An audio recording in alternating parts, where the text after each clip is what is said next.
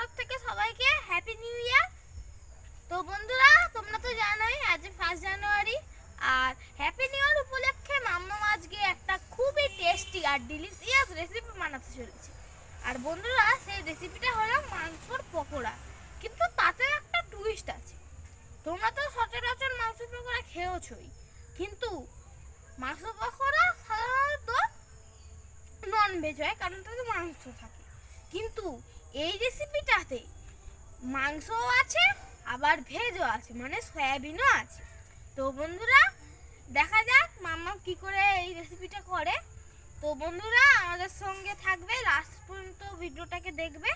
আর যদি ভালো লেগে থাকে তাহলে অবশ্যই লাইক করে দেবে, শেয়ার করে দেবে, সাবস্ক্রাইব করে দিয়ে পাশে থাকা বেল আইকনটা অল সেট করে দেবে। তাহলে চলো রান্নার কাছে চলে যাওয়া যাক।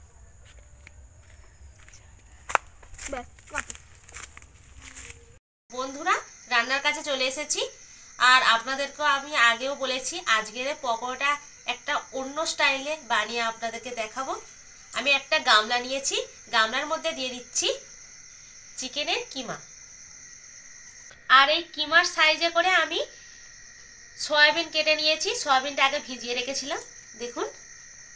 দিয়ে দিচ্ছি সয়াবিন, কুচিয়ে রাখা নারকেল, কুচিয়ে রাখা বড় সাইজের দুটো পেঁয়াজ, একটা গোটা ক্যাপসিকাম কুচিয়ে নিয়েছি, কুচিয়ে রাখা পেঁয়াজ কালি, ধনেপাতা কুচি, কাঁচা লঙ্কা কুচি, আদা বাটা, রসুন বাটা, জিরে গুঁড়ো 1 চামচ, ধনে গুঁড়ো 1/2 চামচ, চাট মশলা 1/2 চামচ, চিকেন মশলা 1 চামচ, গরম মশলা গুঁড়ো 1/2 চামচ, পরিমাণ মতন হলুদ গুঁড়ো, পরিমাণ মতন লঙ্কা গুঁড়ো, স্বাদ মতন লবণ। এখানে দুটো ডিম দেব, দিয়ে দেব 1 চামচ কর্নফ্লাওয়ার, এখানে দেব 1.5 চামচ বেসন। এবার সব উপকরণগুলো একসঙ্গে মাখিয়ে নেব। মাখানা কমপ্লিট হয়ে গেছে, দেখুন।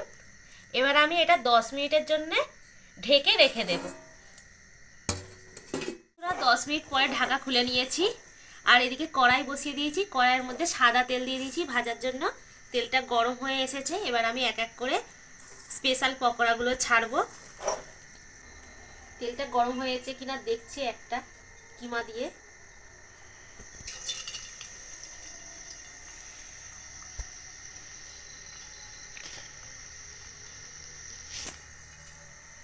তেলটা গরম হয়ে এসেছে, আমি এরকম সাইজে সেভ করে নিয়েছি। এবার আমি এটা তেলের মধ্যে ছেড়ে দেব। প্রত্যেক পকোড়াটা আমি এইভাবে আঙুল দিয়ে চেপে চেপে তেলের মধ্যে ছেড়ে দেব। আর ভাজার সময় লক্ষ্য রাখতে হবে, গ্যাসের জোরটা একটু আস্তে দিতে হবে। পকোড়াটা ভাজার সময় খুব বেশি জোরে জাল দিলে হবে না। বন্ধুরা, পকোড়াগুলো লাল লাল করে ভেজে নিয়েছি, দেখুন। এবার আমি এটা তুলে নেব, তেলটা ভালো করে ঝরিয়ে দেব।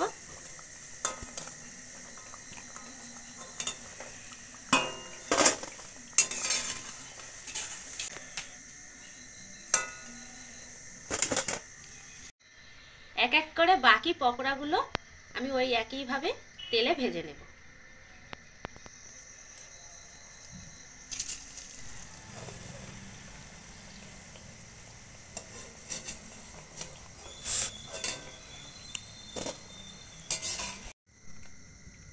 বন্ধুরা, তোমরা দেখলে মাম্মা 2 in 1 চিকেন পকোড়া বানালো।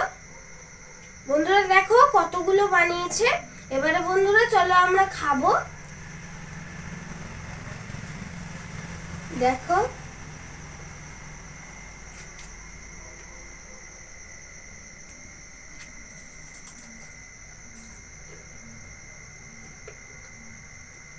আর বন্ধুরা এখানে কাসুন্দি আর কিষান সসও দিয়েছে।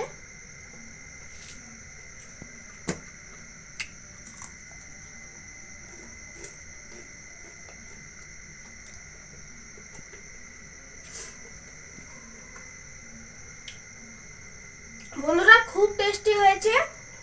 এরকম আগে আমি চিকেন পকোড়া কোনোদিনই খাইনি। বন্ধুরা যদি তোমরা কোনোদিন এরকম সয়াবিন দিয়ে চিকেন পকোড়া খেয়ে থাকো তাহলে অবশ্যই কমেন্ট করে জানাবে। আর যদি আজকের ভিডিওটা ভালো লেগে থাকে তাহলে লাইক করে দেবে, একটা শেয়ার করে দেবে, আর সাবস্ক্রাইব করে পাশে থাকা বেল আইকনটা অবশ্যই অনে সেট করে দেবে আর আমাদের পাশে থাকবে। তাহলে বন্ধুরা আজকে এই পর্যন্তই, দেখা হচ্ছে নেক্সট ভিডিওতে। টাটা।